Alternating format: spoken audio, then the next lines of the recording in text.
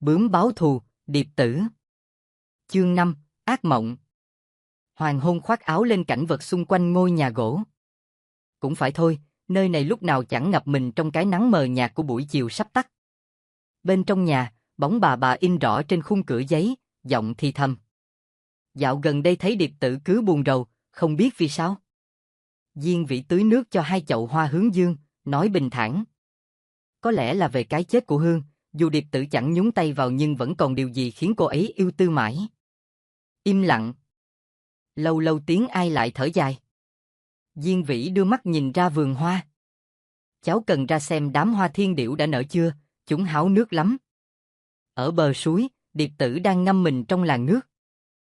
Nàng không chịu búi tóc lên, cứ để mặc chúng trôi bồng bềnh như những rễ cây chằng chịt. Nàng nhớ đến Hương, đồng thời cả sự tiết lộ không ngờ từ Vĩ.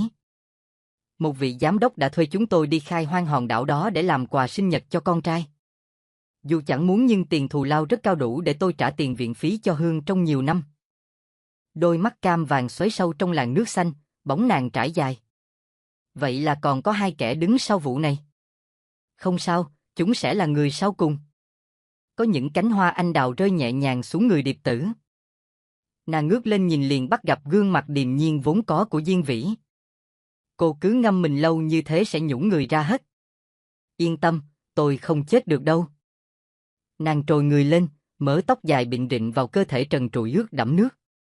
Nhìn điệp tử mặc bộ váy tím, Diên Vĩ khoanh tay, chậm rãi hỏi. Ngoài kia đang rầm rộ việc xuất hiện nhiều xác chết, những án mạng kinh hoàng ấy ắt hẳn có liên quan đến nàng bướm tím. Điệp tử kéo mái tóc dài bay tung ra sau lưng, khi đi ngang qua Diên Vĩ, còn không quên nói một câu ẩn ý. Lần trả thù này sẽ rất thú vị.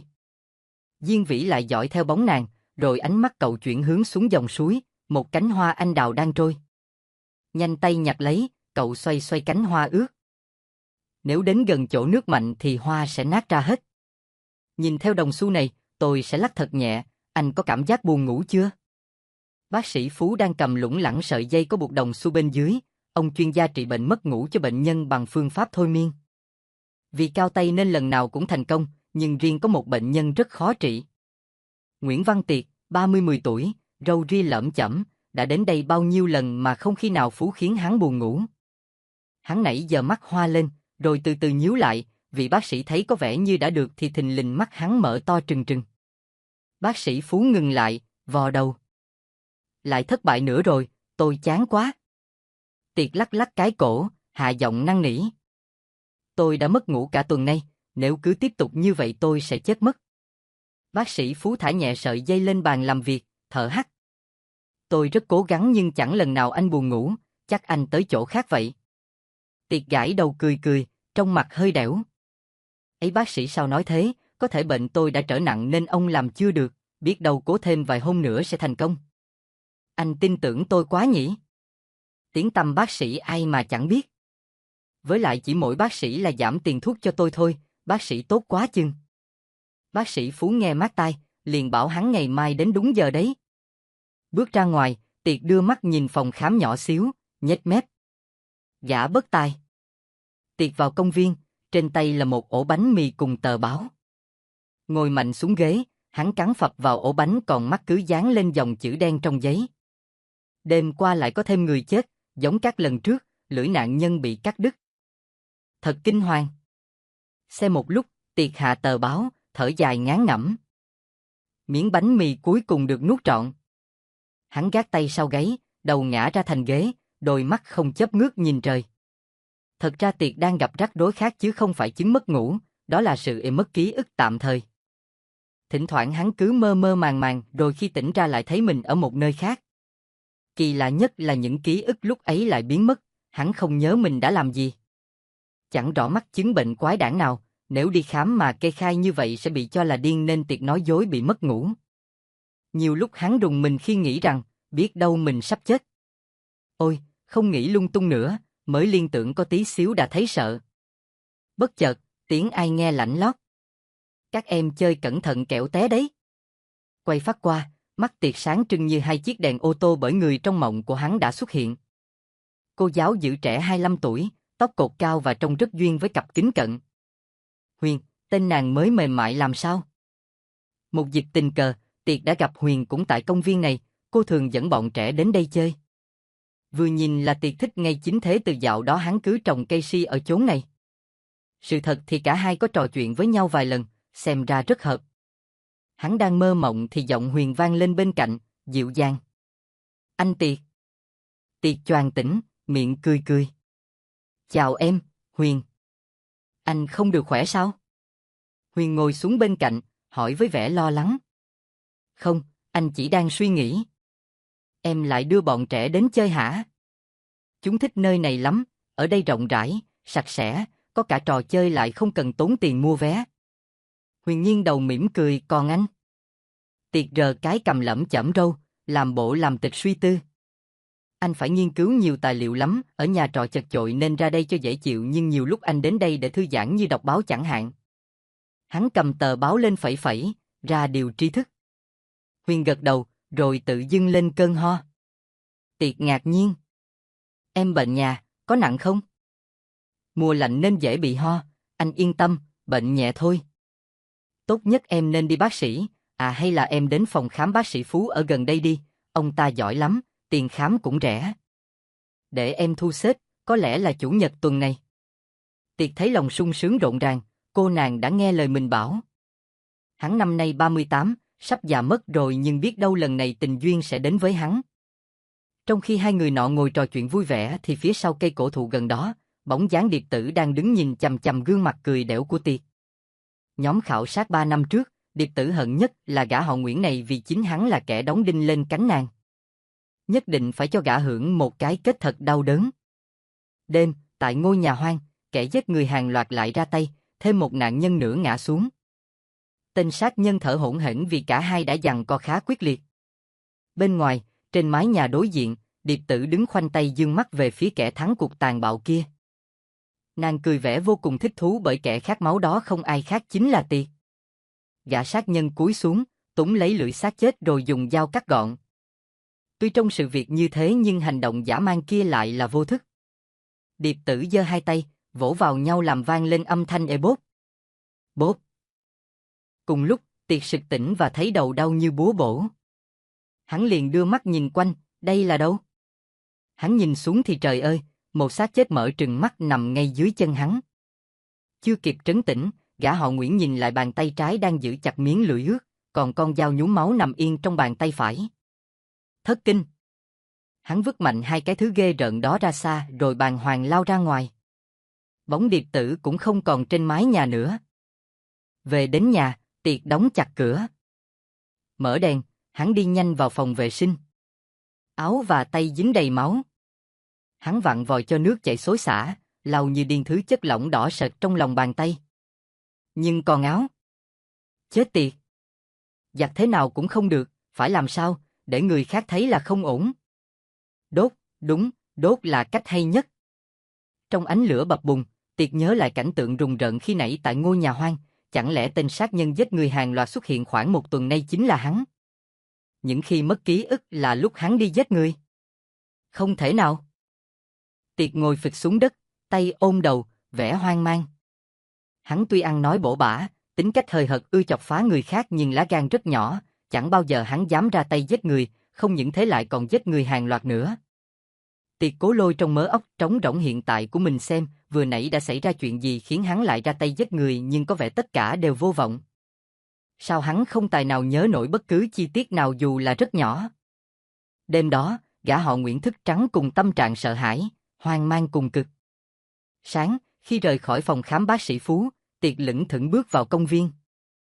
Huyền đã ngồi chờ hắn rất lâu. Vừa thấy người, cô giáo trẻ liền gọi. Tiệc, anh làm sao vậy? Tiệc thả người lên ghế, mắt trắng dã vô hồn, đáp qua loa. Không, chỉ hơi mệt.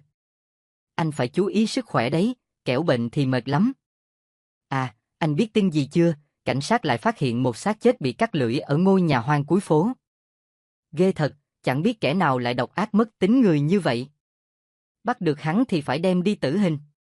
Cổ họng Tiệc khô rang, mồ hôi trên trán ra đầm đìa. Hắn sợ khi nghe về tin kẻ giết người tàn bạo ấy. Hắn từ từ xoay sang bên, giọng nhạt hẳn, vẻ hơi run. Huyền, có bao giờ ký ức của em bị gián đoạn? Chẳng hạn em không nhớ mình đã làm gì trong một khoảng thời gian nào đó. Chưa, nhưng em có biết sơ sơ về bệnh ấy. Đó được gọi là di chứng mất ký ức ngắn hạn. Bệnh này cũng rất đáng lo, vì người bị mắc bệnh sẽ hành động vô thức đôi khi dẫn đến hậu quả khôn lường. Thế em có rõ nguyên nhân của bệnh là gì không? Em chẳng rõ, hình như có rất nhiều nguyên nhân, nghe đầu trong đó nổi bật nhất là phương pháp thôi miên. Thôi miên ư? Đột nhiên hình ảnh ông bác sĩ Phú xuất hiện trong đầu Tiệc. Lẽ nào? Ông ta điều khiển mình giết người? Không. Không phải thế. Tiệc bất ngờ vùng dậy chạy đi thật nhanh, mặc cho Huyền gọi theo.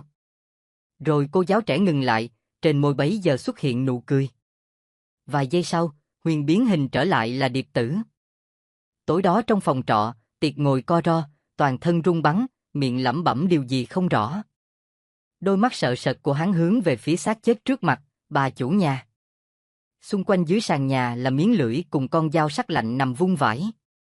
Chuyện gì nữa vậy? Tiệc nhớ là bà chủ nhà có lên đây đòi tiền tháng này, hắn xin khất sang tuần sau nhưng bà ta không chịu. Cuộc tranh cãi diễn ra tiếp đến thì Tiệc không nhớ gì cả, khi sực tỉnh thì đã ra nông nổi này. Tiệc hoàn toàn suy sụp, lòng muốn gào thét lên rằng, cái quái quỷ nào đang đến với hắn. Gã họ Nguyễn lật đật lấy vali rồi nhanh chóng nhét đống quần áo vào, cần rời khỏi đây càng sớm càng tốt trước khi cảnh sát phát hiện ra cái xác nằm trong phòng hắn.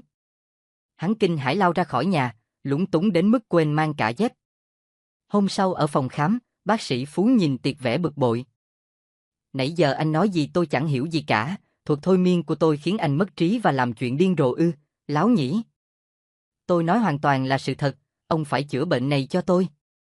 Tiệc siết chặt tay, ông là người có lỗi, lỡ như tôi giết người thì sao? Nếu anh có ra tay giết người thì cũng là lỗi của anh, chẳng liên quan gì đến tôi. Trước khi đuổi Tiệc ra khỏi phòng khám, bác sĩ Phú còn cười mỉa mai, phán câu. Vào tù ngồi sẽ khiến anh nên người hơn đấy. Mắt Tiệc mở to, bần thần. Hắn nghiến răng căm phẫn, xong lập tức rời khỏi đó. Bóng hắn vừa khuất thì có một bệnh nhân nữ bước vào phòng khám. Lát sau, Tiệc quay lại còn mang theo mấy thùng xăng. Gã họ Nguyễn đã điên đến mức không làm chủ được bản thân nữa, hắn sẽ đốt cái phòng mạch này và thiêu chết tên bác sĩ bất lương kia. Tiệc khóa chặt cửa ra vào, khóa cả cửa sổ. Hắn đổ xăng quanh phòng khám, đổ hết mấy thùng xăng, chẳng lưỡng lự hắn lấy quẹt ga bật lửa. Lửa bốc lên cao, cháy lan nhanh chóng. Mày chết đi, Phú. Tiệc cười điên dại, nhìn đăm đăm ngọn lửa hung tàn dần dần nuốt trọn cả phòng mạch nhỏ. Những người đi đường thấy cháy liền hô hào nhau dập lửa. Trong đám đông tụ lại xem, có một đứa bé chỉ tay bảo. Cô Huyền ở trong đó. Cái gì? Huyền ư? Đúng rồi, hôm nay là chủ nhật, cô ấy nói sẽ đến đây khám bệnh. Ôi không! Tiệc bấn loạn mở di động gọi vào số máy của cô giáo trẻ. Từ trong cửa sổ trên cao của phòng khám, tiếng chuông di động vang lên rồi tắt hẳn. Vừa lúc, những người bên ngoài nghe tiếng la hét gào rú của người đàn ông cùng một cô gái. Tiệc làm rớt điện thoại, ngồi phịch xuống, đôi mắt mở trừng trừng trắng dã. Lửa cháy sáng rực dữ dội dù những người dân đang ra sức chữa lửa.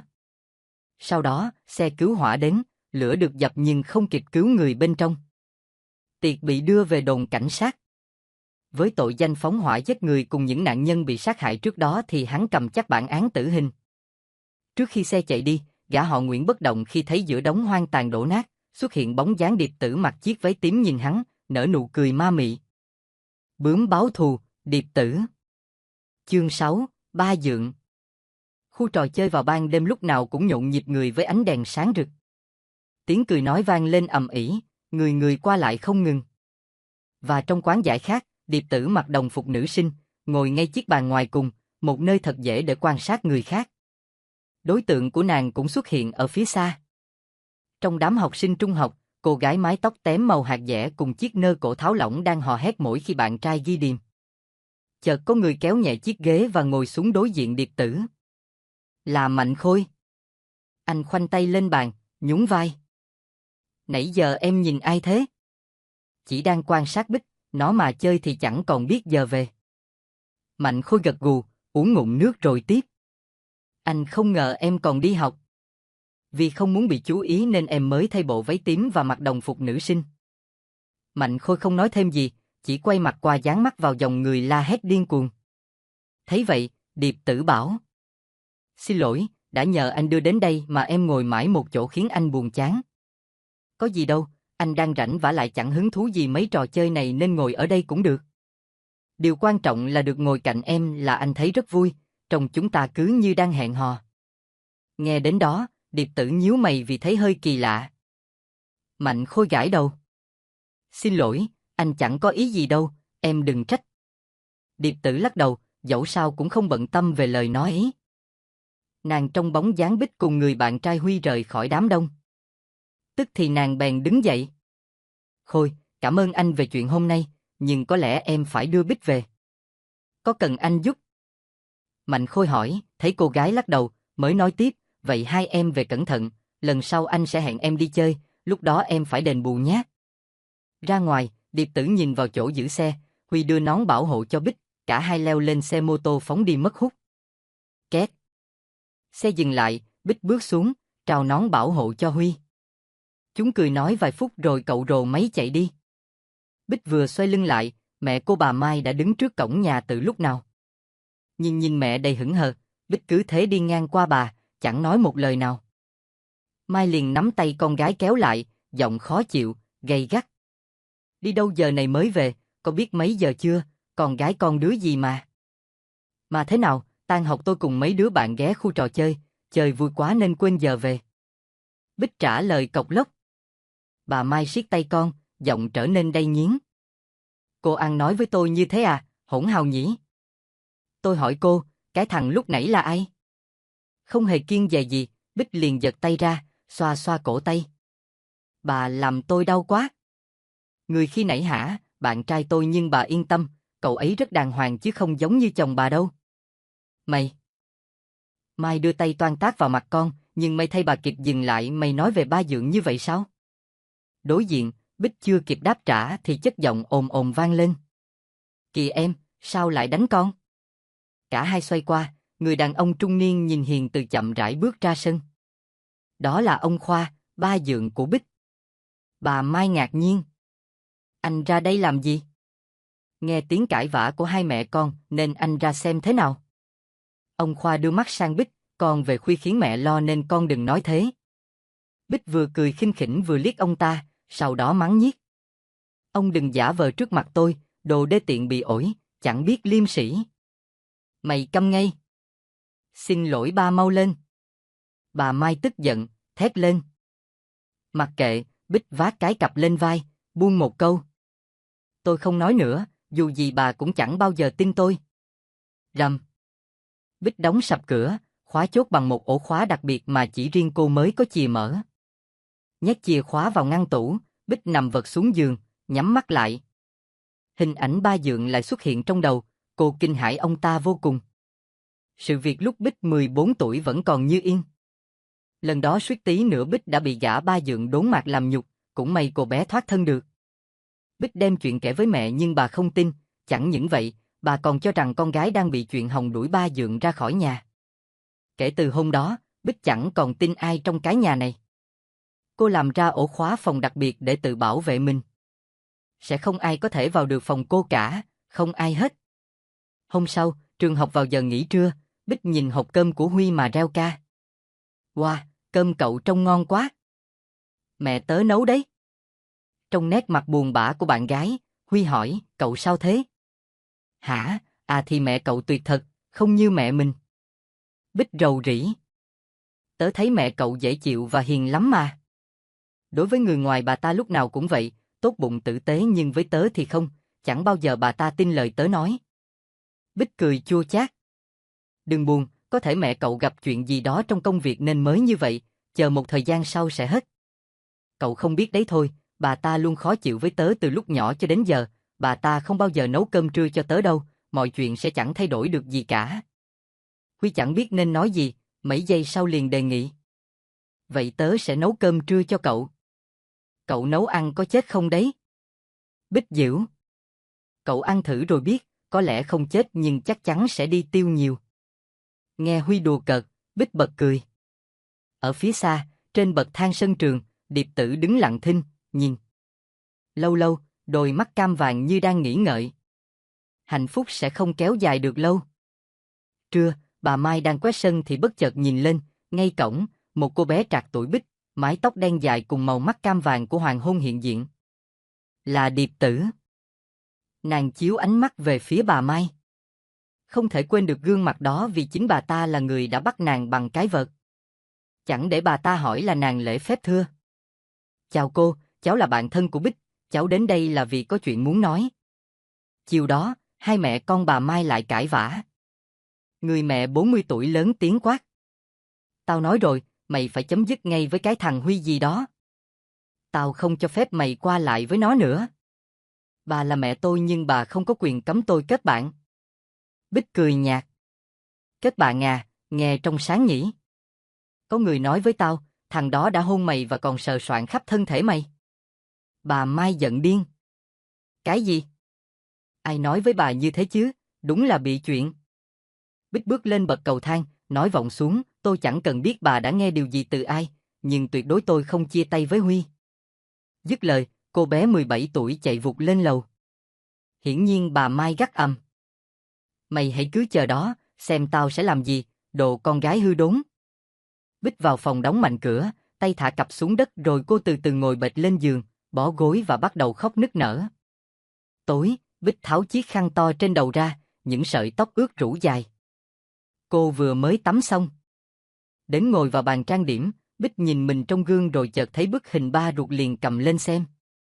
Ba mất rất sớm, tuy không nhớ rõ nhưng Bích biết rằng ba rất yêu thương mình, ông chẳng hề la mắng dù lúc nhỏ cô vô cùng bướng bỉnh. Nhìn một lúc lâu, Bích thở dài rồi đặt tấm hình về vị trí cũ. Xong, cô ngước lên, vô cùng giật mình khi gương mặt ông Khoa phản chiếu trong gương. Bích lập tức đứng bật dậy trong khi ông Khoa cười khinh khỉnh. Không cần phải sợ hãi như vậy. Sao ông vào được đây, tôi đã khóa cửa mà. Con còn trẻ mà đầu óc đã lú lẫn, con quên khóa cửa rồi. Bích đảo mắt nhìn lại cánh cửa, quả nhiên cô đã quên khóa. Làm sao bây giờ, ông ta vào được đây, thế nào cũng xảy ra chuyện. Bích lùi dần ra sau, bàn tay lỡ đụng vào chiếc máy nghe nhạc, vô tình nút ghi âm được bật.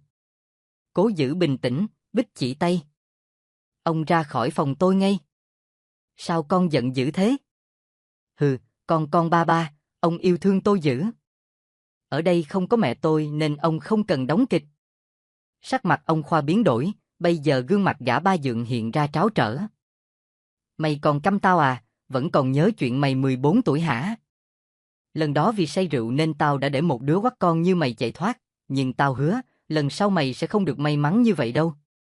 Đốn mạc, ông không phải con người. Bích nghiến răng, ánh mắt tóe lửa, cút khỏi phòng tôi mau. Mẹ tôi đang ở dưới nhà, ông mà giở trò thì tôi hét lên ngay. Dĩ nhiên, tao biết có mẹ mày nên sẽ không làm gì cả nhưng sẽ có một dịp nào đó để chúng ta vui vẻ với nhau. Ông Khoa nhìn hau háu khắp người cô gái trẻ, càng lớn, mày càng hấp dẫn đấy. Bích ném chiếc hộp trang điểm về ông Khoa nhưng ông ta đã kịp rời khỏi đó. Cô nhanh chóng bổ nhào đến, khóa cửa phòng. Ngồi dựa lưng vào tường, cô ôm mặt bật khóc, miệng gọi, ba ơi. Hôm sau, vừa gặp Bích thì Huy đã tránh né. Bích chạy theo hỏi thì cậu đáp rằng mẹ cậu dữ quá, hôm qua bà gọi điện đến nhà tớ nói gì với ba tớ không rõ. Khi nghe điện thoại xong thì ba tát tớ mấy cái, bảo, đi mày đi học chứ không phải đi dụ dỗ con gái nhà người ta, chấm dứt ngay với Bích đi. Mẹ tớ gọi nhưng tớ không hề biết chuyện ấy. Huy à, đừng bận tâm về bà ấy, chúng ta cứ tiếp tục quen nhau. Xin lỗi nhưng ba tớ nghiêm lắm, chúng ta đều bị bố mẹ ngăn cản nên có lẽ chia tay thôi, mong cậu sẽ sớm gặp được người mới, tạm biệt. Nói xong, Huy đi nhanh mất dạng. Bích nhìn theo bóng dáng Huy, đó là người bạn trai đầu tiên của cô. Ở bên cạnh cậu, cô rất vui vậy mà. Bích siết chặt tay, hai hàm răng nghiến vào nhau ken két, sự căm giận mẹ ruột càng bùng nổ trong lòng. Trưa và chiều, Bích không về nhà mà đi lang thang khắp nơi. Tối nay bà Mai đi làm thêm, khi ấy Bích sẽ về, lúc này cô không muốn thấy mặt bà. Đêm đó, Bích vào nhà trong bộ dạng say khướt, cô đã uống rất nhiều rượu may là vẫn còn nhớ đường về. Cửa nhà không khóa, Bích lảo đảo bước vào, bên trong tối om, không đèn đóm. Cô tháo giày, lê từng bước loạng choạng xuống bếp, uống một cốc nước lạnh sẽ giúp mình tỉnh táo lại. nhưng sức lực chẳng cho phép và cô ngã nhào xuống nền đất lạnh. Trong cơn mơ màng, Bích cảm nhận ai đó bế thốc mình lên. Có tiếng mở cửa, giống như mở cửa phòng, rồi cô được đặt nhẹ nhàng lên giường. Bàn tay thô cứng nào đấy tháo dần những chiếc cúc áo của Bích. Tảng sáng, bà Mai về nhà. Bà ngạc nhiên vì sự yên ắng, lẽ ra giờ này Bích phải ngồi ăn bữa sáng cùng ba dượng chứ. Nhìn xuống thấy đôi giày của cô con gái nhưng chúng không được xếp ngay ngắn, bà tiến vào phòng khách, lại thấy chiếc cặp đen vứt bừa bãi trên sofa. Linh cảm có chuyện chẳng lành, bà Mai đi lên phòng Bích. Khó hiểu khi trong cửa phòng mở toang, bà Mai nhanh chóng đến gần xem. Bà vô cùng kinh hoàng khi thấy ông Khoa không mặc gì trên người nằm dưới sàn, máu chảy đỏ một vùng nhưng đã khô, vẻ như gã đã chết được mấy tiếng. Bên cạnh, cây gậy sắt còn dính máu nằm yên. Chuyện tệ hại nào đã xảy ra thế? Tại sao chồng lại ở trong phòng con gái đã vậy còn ở tình trạng lõa thể? Lẽ nào? Choáng váng, bà Mai chới với ngã người ra sau, bàn tay va vào bàn trang điểm của Bích, chiếc máy nghe nhạc thình lình rơi xuống, tình cờ nút phát được bật. Đoạn đối thoại giữa Bích và ông Khoa vào đêm hôm qua vang lên, rõ ràng. Bà Mai thật sự bàng hoàng lẫn ngỡ ngàng, vậy điều con gái bà nói lúc 14 tuổi là có thật. Trời ơi, vậy mà bà đã không tin nó để giờ đây người chồng bà rất mực tin tưởng lại làm nhục con gái. Bích. Đúng, con bé đâu? Bích là đứa cứng rắn, xảy ra chuyện như vậy thế nào nó cũng nghĩ quẩn. Bà Mai lao như điên ra khỏi nhà. Bà vừa chạy vừa gọi thất thanh. Bích, con ở đâu? Bích. Bỗng, phía xa có đám người bu đông, dường như xảy ra tai nạn giao thông, bà Mai bước dồn dập đến đó, gạt nhanh những người kia ra. Lúc ấy tim người mẹ muốn ngừng đập, cả khoảng trời tối sầm khi thấy Bích nằm bất động, máu bắn tung tóe, đỏ thẫm nhuộm cả vùng đất đen. Nghe những người xung quanh bảo. Chiếc xe tải đang chạy thì cô bé này đột nhiên từ bên trong lao ra khiến xe thắng không kịp nên tông chết nó. Bà Mai ngồi bệt xuống, hai bàn tay từ từ nâng mái đầu lặng im của con gái lên, miệng cười cười, đờ dại. Bích, con đừng giận mẹ tin con rồi. Mẹ sẽ tống cổ gã khốn nạn đó ngay. Là lỗi của mẹ con ơi. Tỉnh lại đi. Bích của mẹ. Người phụ nữ đáng thương ôm lấy thi thể con khóc thảm thiết. Nhưng tất cả đã quá muộn để Bích, cô con gái duy nhất của bà quay về. Và trong làn nước mắt đau đớn, bà Mai thấy thấp thoáng bên kia đường, hình bóng Điệp Tử đang dương mắt về phía bà, cái nhìn không chớp mà lạnh băng. Bà Mai hóa điên cứ ngồi đờ đẫn giữ chặt con trong tay. Người đi đường lắc đầu, thương cảm cho bà rồi họ cũng dần tản ra. Buổi tối, nơi xảy ra tai nạn, dòng máu của Bích đã khô, trở nên sẫm màu. Diên Vĩ cúi xuống, nhẹ nhàng đặt một nhành hoa huệ trắng như tiễn đưa. Điệp Tử ơi là Điệp Tử, đến bao giờ cô mới tỉnh ra đây? Diên Vĩ ngẩng mặt lên cao, tiếng thở dài nghe nặng trĩu. Bướm báo thù, Điệp Tử. Chương 7, con nuôi. Tại lễ đường, một lúc nữa đây, Thái và Yến sẽ chính thức trở thành vợ chồng. Thế nhưng đám cưới tốt đẹp này bỗng nhiên biến thành ngày tan tóc. Xác cô dâu xinh đẹp Yến được tìm thấy trong phòng trang điểm. Máu trào ra từ miệng với lên bộ áo cưới trắng tinh, kể bên ly nước vỡ tan. Xét nghiệm tử thi, Yến trúng độc natri cyanua. Độc trong ly vẫn còn. Vài ngày sau, ba và hai cô em gái của Yến cùng người chồng tương lai Thái dọn những vật dụng trong phòng Yến, dù gì cũng phải đem chúng đi đốt. Trên chiếc ghế, ông Tùng ngồi khắc khoải, mái đầu nửa trắng nửa đen phân rõ, ngã đầu bên di ảnh cô con gái xấu số. Huỳnh, con gái thứ, đến gần ông rồi cúi xuống. Ba à, người cũng đã mất rồi, bà cứ đau buồn như vậy chị ấy sẽ không vui đâu. Ông Tùng lau những giọt nước mắt hiếm hoi trên gương mặt nhăn nhao. Tại sao số nó khổ thế, chỉ mới 20 tuổi. Đã vậy còn chết trong ngày cưới nữa, trời ơi là trời, tôi có làm gì ác đâu mà ông nỡ đối xử với tôi tàn nhẫn thế này. Đừng vậy, ba ơi, Huỳnh ôm lấy ba đang gào khóc. Thái nãy giờ không phản ứng gì, chỉ lo dọn dẹp những vật dụng còn lại của người yêu. Thái là con nuôi của ông Tùng, anh cùng Yến lớn lên dưới một mái nhà sau đó cả hai yêu nhau rồi quyết định kết hôn. Ông Tùng cũng rất mừng vì Thái được ông nuôi dạy từ nhỏ nên ông có thể yên tâm trao con gái cho anh. Cứ ngỡ hạnh phúc đang đến nào ngờ hóa ra bi kịch, chẳng rõ ai đã ra tay độc ác đến vậy. Thái xoay qua bảo. Ba và hai em cứ ở đây, còn đem mấy vật này đi đốt, thấy vật lại nhớ đến người. Ông Tùng gật gù, cất lời an ủi. Con phải giữ gìn sức khỏe, nếu đau khổ quá thì cứ bộc ra đừng giấu trong lòng. Chàng trai vác thùng giấy to rời khỏi phòng. Cô con gái út tên My, 10 tuổi, lẻo đẻo đi phía sau Thái.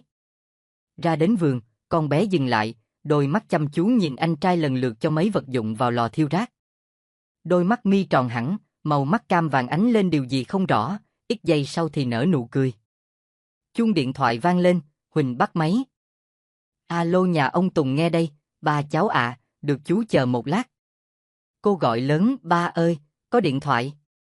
Ông Tùng lê bước đến bên con gái đưa tay đón lấy điện thoại, giọng khẽ khàng. Tôi đây có gì không? Cái gì? Cổ phiếu rớt giá, tiền mất sạch ư? Ông Tùng choáng váng buông rơi chiếc điện thoại, ngã khuỵu xuống. Huỳnh hốt hoảng đỡ lấy ông. Người đàn ông ngoài 50 đưa tay lên trán, thều thào. Không, bà không sao. Con đỡ ba lên phòng. Huỳnh gật đầu, nhanh chóng đưa ba lên lầu.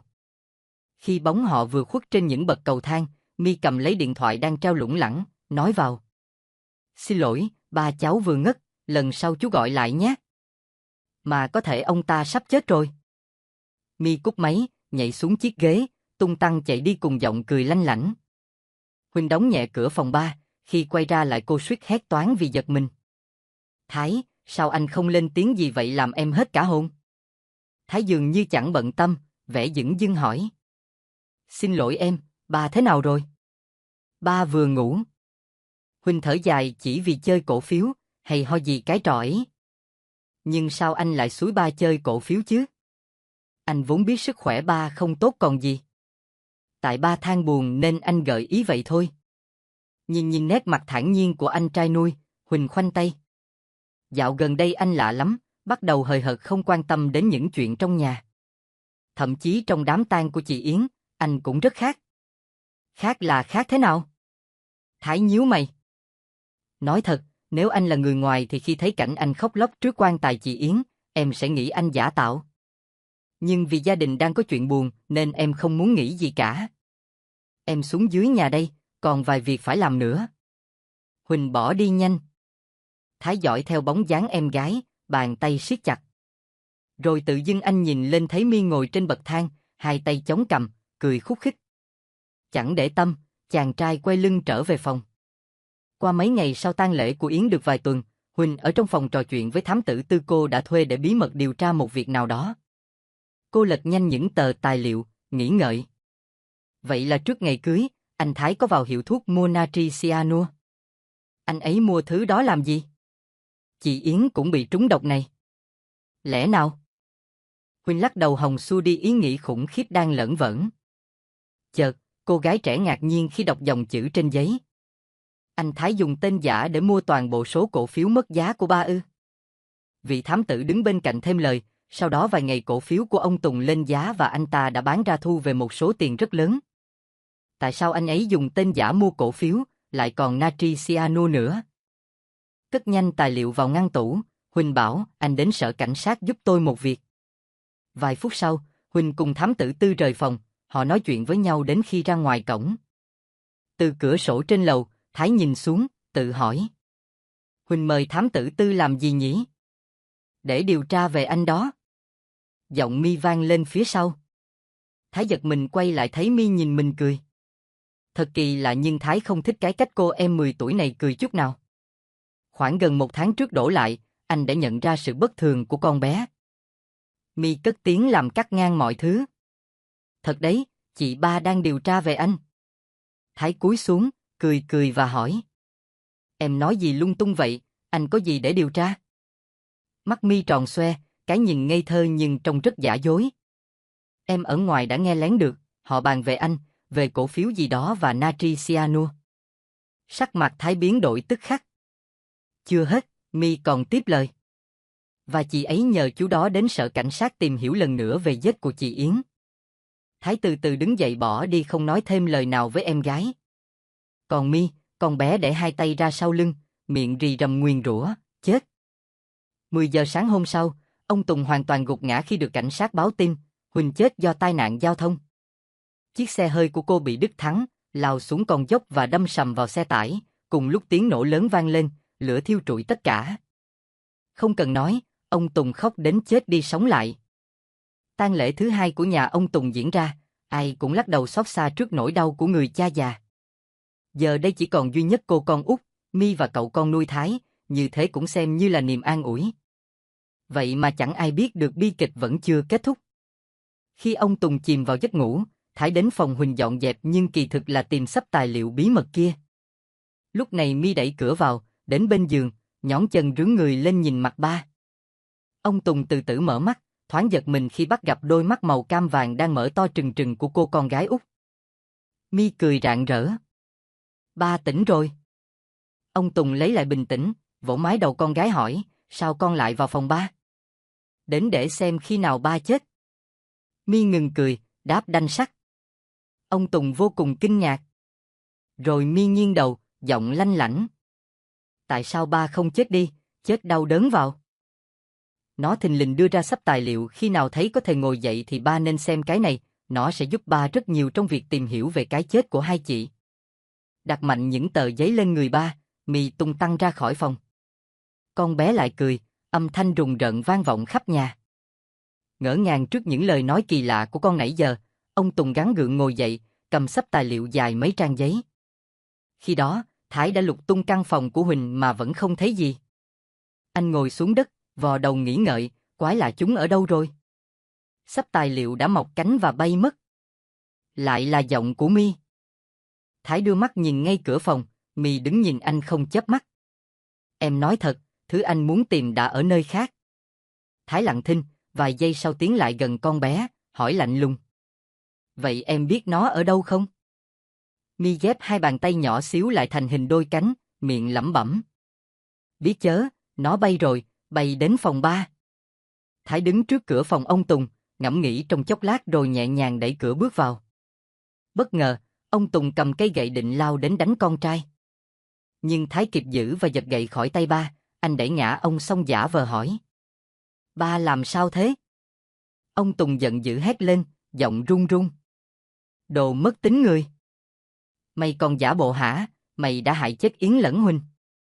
Thái nhìn lên giường, sắp tài liệu bị xé vụn. Bấy giờ, chàng trai mới cười nhạt. Ông biết hết rồi sao? Tại sao vậy, thằng khốn nạn? Yến và Huỳnh có lỗi gì với mày chứ? Phải, hai người họ chẳng có lỗi gì với tôi cả nhưng ông thì có đấy, ba già kính mến à. Ông còn nhớ ông Tài chứ? Ông Tùng đột nhiên giật mình. Thái khoanh tay, nhếch mép. 22 năm trước, ông đã ra tay sát hại người bạn thân để cướp tài sản, tiếp theo vì day dứt nên ông đem tôi về nuôi và nói rằng sẽ thay ba tôi chăm sóc tôi.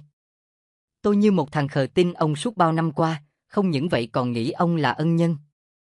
Mãi đến khi tôi tìm được cuốn nhật ký trước đây của ông thì mới hiểu ra mọi chuyện. Ông giả nhân giả nghĩa thật tài tình. Sau đó tôi đã lên kế hoạch trả thù. Thái vừa kể vừa với tay lấy sợi dây thừng, tiến đến gần ông Tùng. Đầu tiên là giả vờ kết hôn với Yến, rồi đầu độc cô ta. Anh ta dùng dây trói ông Tùng, Huỳnh vì quá nhiều chuyện nên cũng được tôi đưa đi. Tôi lén cắt thắng xe hơi khiến nó trở thành tai nạn ngẫu nhiên. Giờ tôi chuẩn bị xử đến My, cuối cùng là ông đấy, lão già đê tiện.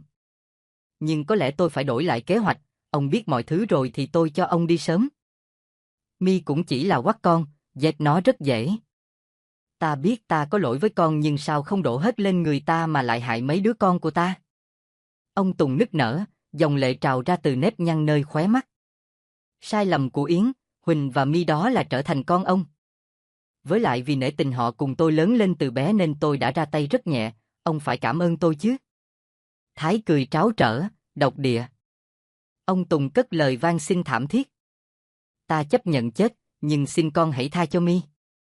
Tha à, để xem trong lúc tôi hành hạ ông, nỗi hận của tôi có vơi bớt không, nếu không thì rất tiếc tôi buộc lòng xử nốt nó.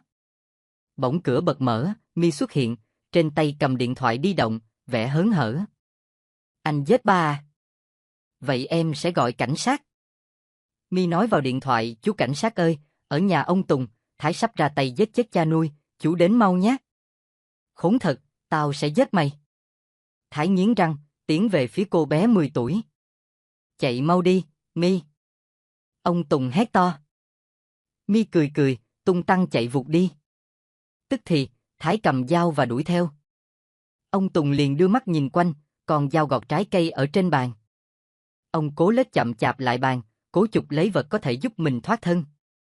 Loay hoay mãi cuối cùng dây trói cũng bị cắt đứt, tức tốc ông Tùng chạy ra ngoài tìm Mi. Có vệt máu kéo lê đến căn phòng cuối hành lang, ông Tùng kinh hãi tung cửa. Ông bàng hoàng thấy Thái nằm dưới sàn, cơ thể có nhiều vết dao đâm, máu không ngừng chảy tạo thành từng dòng trên sàn.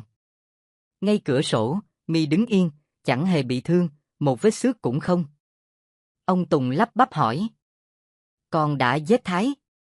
Hắn ta tự đâm đấy, ta chỉ điều khiển cánh tay hắn thôi. Đầu tiên là giơ lên, sau đó đâm vào người, đâm liên tục, vui lắm. Ông Tùng khuỵu chân, ánh mắt đờ đẫn kinh hãi vì không biết cô con gái út bị gì. Mi xoay xoay lọn tóc dài cũng cẩn chỉ đến bờ vai. Để tôi nói ông nghe một bí mật, toàn bộ kế hoạch này đều do một tay tôi sắp đặt. Tôi cố tình cho gã Thái xem cuốn nhật ký, thôi thúc hắn ta trả thù. Tôi muốn ông nếm trải mùi vị bị mất đi người thân. Câu nói đầy oán hận vừa dứt thì lập tức Mi từ từ biến hình thành Điệp Tử. Cô là ai? Mi của tôi đâu? Buồn cười trước sự kích động của ông già, Điệp Tử rút khẩu súng ngắn ra. Là ai thì ít giây sau ông sẽ rõ. Còn Mi đã chết trong bệnh viện 1 tháng trước, tôi giả ra nó để dễ dàng tiếp cận ông. Đoàn. Ông Tùng nhăn mặt đau đớn khi viên đạn từ họng súng trên tay cô gái mặc bộ váy tím bắn phập vào chân phải ông. Điệp Tử ném khẩu súng vừa nhả đạn xuống chỗ ông Tùng đang nằm ôm chân, méo máu. Vết thương nặng khiến ông say sẩm mặt mày, mắt hoa lên, nhìn chẳng rõ. Thế nhưng trước khi gục xuống, ông còn kịp thấy Điệp Tử nhẹ nhàng bay lên cao, giữa khung cửa chằng chịt hoa văn đẹp đẽ, trông cô y hệt con bướm tím bị treo.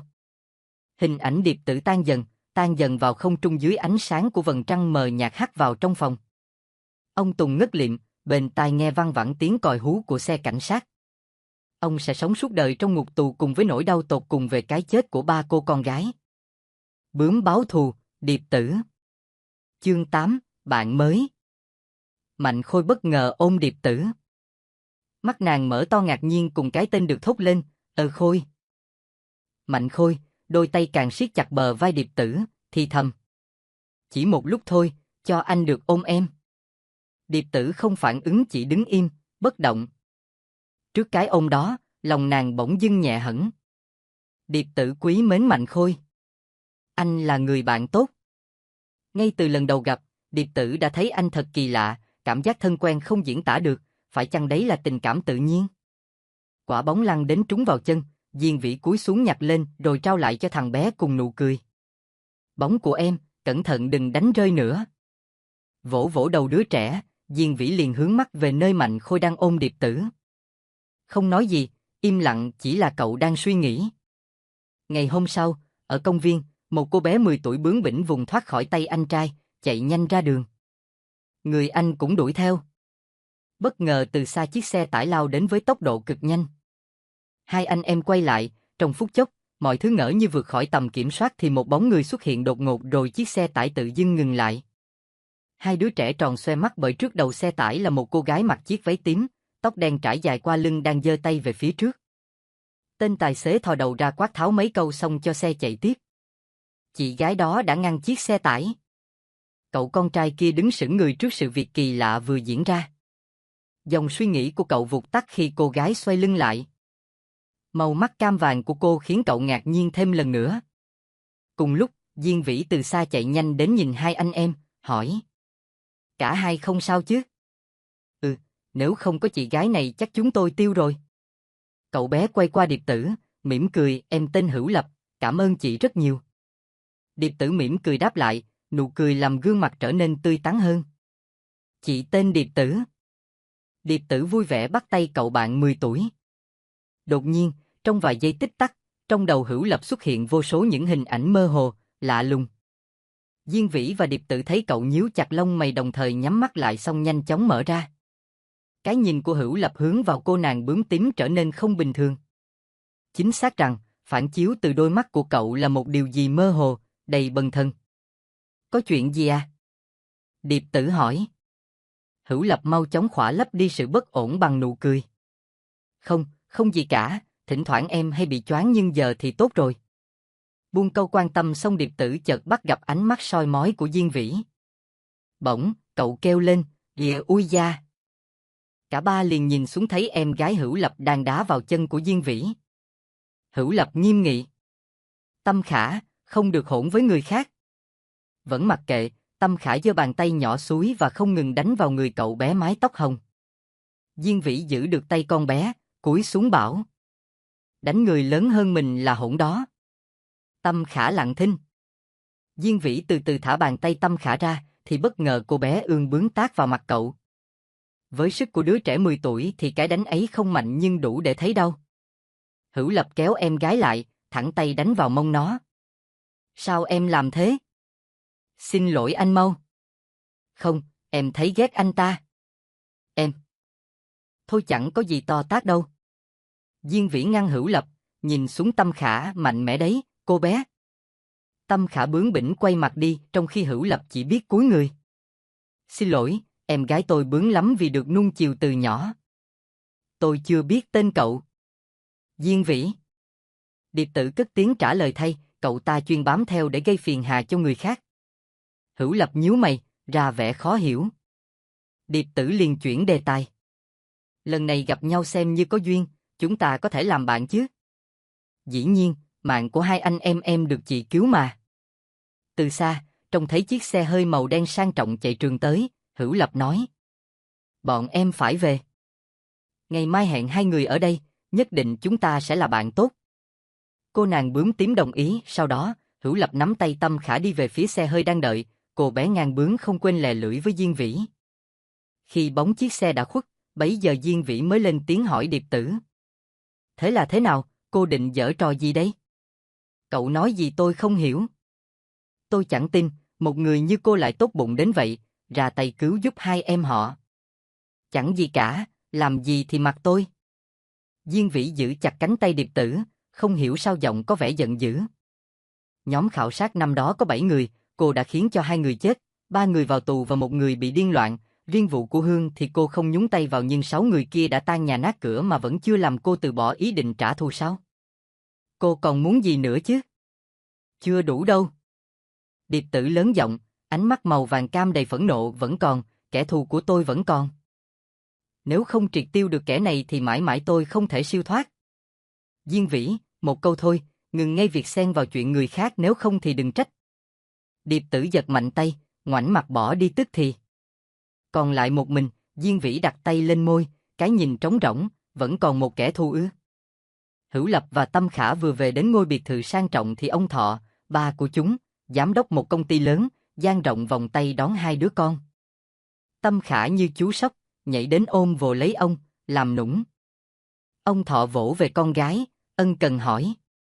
Hai anh em đi chơi có vui không? Vui thì có vui nhưng con vừa gặp một tên rất đáng ghét. Tâm Khả bực mình khi nhớ đến Diên Vĩ. Tâm Khả, em đã đánh người ta rồi mà còn nói thế hả? Hữu Lập trách em. Tâm Khả ương bướng trề môi như chẳng bận tâm đến lời anh trai. Tức thì ông Thọ cười cười, hỏi đùa. Kẻ nào dám chọc giận con gái ba à? Nhìn em gái lắc đầu, Hữu Lập liền nhẹ nhàng giải thích với ba. Ba đừng nghe lời Tâm Khả, nó vô cớ đánh người ta đấy chứ. Mà ba ơi, còn có chuyện này muốn hỏi ba. Hôm sau như đã hẹn, Điệp Tử đến công viên hôm qua chờ hai anh em Hữu Lập. Ngồi trên ghế, cái nhìn của nàng bất động, chẳng biết lại nghĩ về điều gì. Đúng lúc chiếc xe hơi màu đen chạy tới, cửa mở và Hữu Lập bước xuống. Vừa nhìn thấy Điệp Tử, cậu liền bước nhanh đến mỉm cười hỏi. Chị chờ em lâu không? Tôi cũng vừa mới tới. Tâm Khả không đi cùng cậu sao? Em tan học sớm, mấy tiếng nữa mới đến trường đón Tâm Khả. Diên Vĩ cũng sẽ tới trễ, vậy là chỉ có hai chúng ta thôi. Hữu Lập ngồi xuống bên cạnh, bầu không khí ban đầu giữa hai chị em khá yên ắng bởi chẳng ai nói gì với nhau, được một lúc cậu đánh tiếng hỏi. Chị còn đang đi học không? Em đoán chị là sinh viên năm y thôi. Một linh hồn bướm nhập vào thân xác người đã chết thì còn học hành gì chứ? Điệp Tử không trả lời mà cười nhẹ hệt kiểu mình đúng là một cô nàng sinh viên. Hữu Lập cười bảo, em đoán đúng rồi nhỉ? Cậu lại hỏi nàng vài câu nữa, chung quy cũng xoay quanh gia đình và việc học, về phần nàng bướm tím chỉ gật đầu hoặc mỉm cười cho qua. Toàn những câu hỏi vô vị. Hai chị em đang trò chuyện thì phía xa có một nhóm nam sinh cấp 3 vừa đi về vừa đùa giỡn rất vui vẻ. Điệp Tử không hiểu vì sao Hữu Lập cứ dõi mắt theo chúng, có nỗi buồn phảng phất qua cái nhìn ngưng động ấy để rồi nàng chủ động hỏi. Em tan học sớm như vậy sao không đi chơi với bạn bè? Bấy giờ mới rời mắt khỏi nhóm nam sinh kia, Hữu Lập quay qua cười buồn. Em ít bạn bè lắm, đúng hơn chỉ là xã giao trong lớp chứ không thân thiết gì. Gia đình giàu có, em lại thân thiện như vậy vì sao không có bạn thân? Con người ấy mà, luôn có nỗi khổ tâm riêng. Mà em có lý do bất đắc dĩ không thể quá gần gũi với người khác được. Tâm Khả giang tay ôm lấy cổ Diên Vĩ. Con bé chẳng rõ mình đã khóc bao lâu mãi cho đến khi ngủ thiếp trong lòng cậu. Mẹ Tâm Khả mừng rỡ đỡ lấy cô con gái nhỏ còn ngủ từ tay ông Thọ. Bà ôm nó, thở phào nhẹ nhõm. Ông Thọ quay sang con trai, hỏi han. Tâm Khả đã đi đâu thế? Hữu Lập đưa mắt nhìn sang em gái đang say giấc, mỉm cười đáp.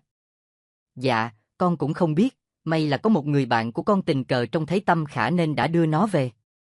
Gật đầu yên tâm, tiếp theo ông Thọ với tay lấy một vài giấy tờ đưa cho Hữu Lập. Đây, chuyện con hỏi, bà đã cho người làm xong. Nhưng có vấn đề gì mà con lại quan tâm đến chuyện này vậy? Hữu Lập đón lấy những tờ giấy, lần nữa cười lắc đầu, chẳng có gì đặc biệt ba à. Khi buông lời kỳ lạ ấy, đôi mắt Hữu Lập trở nên buồn da diết, con ngươi màu đen sâu thẳm cho thấy một tâm hồn trống trải lẫn cô đơn. Trong một khắc, Điệp Tử cảm nhận cậu chủ giàu có này đang mang bí mật nào đấy. Thế tại sao em lại đồng ý kết bạn với chị? Lúc này nỗi buồn biến mất, thay vào đó là đôi mắt sáng lấp lánh dưới cái nắng chiều, mang chút dịu dàng đồng thời cũng đong đầy những suy nghĩ sâu kín nào đó. Hữu Lập đã chăm chú nhìn Điệp Tử như vậy, im lặng trong một thoáng.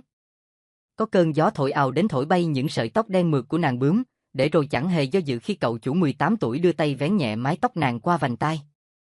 Vì chị đáng yêu. Đôi mắt màu cam vàng tròn xoe, Điệp Tử nhìn Hữu Lập với hàng mi chớp nhẹ. Lời nói nhẹ nhàng ấy khá giống Mạnh Khôi, chứa đựng thứ tình cảm mơ hồ nào đó, thậm chí so với Khôi thì ánh mắt của Hữu Lập ấm áp hơn nữa. Em đùa chị thôi. Hữu Lập cười lém lĩnh, chị là ân nhân của hai anh em, lẽ nào em lại từ chối kết bạn với chị? Dù với em việc này hơi khó khăn, nhưng em vẫn muốn trò chuyện cùng chị, người bạn nữ đầu tiên của em. Điệp Tử không nói gì, chỉ đang suy nghĩ ánh mắt cùng lời lẽ ban nãy từ Hữu Lập không lý nào lại đang nói đùa. Lẽ nào mới gặp nhau 2 lần mà cậu đối với cô đã? Âm thanh sốt sắng ở xa vọng đến, Điệp Tử lẫn Hữu Lập hướng mắt về phía xe hơi nơi có vệ sĩ đang nói chuyện điện thoại với vẻ mặt lo. Biết ngay có chuyện chẳng lành, Hữu Lập liền chạy đến hỏi. Tiếp theo, cậu quay lại chỗ Điệp Tử, hớt hải bảo. Chị ơi, Tâm Khả mất tích rồi.